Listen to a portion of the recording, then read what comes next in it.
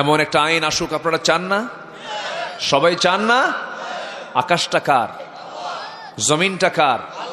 এই আকাশের নিচে আর জমিনের উপর আল্লাহর বিরুদ্ধে কথা বলো, জিহ্বা টেনে ছেড়া দরকার। 54 বছর আমরা এমন আইন দেখতে পাইনি। আমরা আগামী সরকার আমরা দেখতে চাই নামাজের সরকার, ইসলামের সরকার, কোরআনের সরকার। দেখবেন আইন পাশ হয়ে গেছে।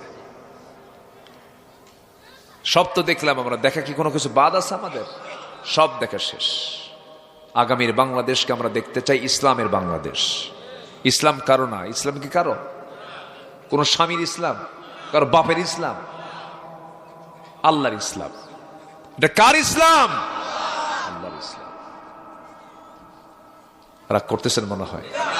আমরা যখন এই লাইনে একটু আসি তখন কান খাড়া করে সবাই। হুজুর আবার এই দিকে আসে কেন? হুজুর একটু সহজ পথ দেখায় দেবে, যেন জান্নাতে যেন সহজে যেতে পারি।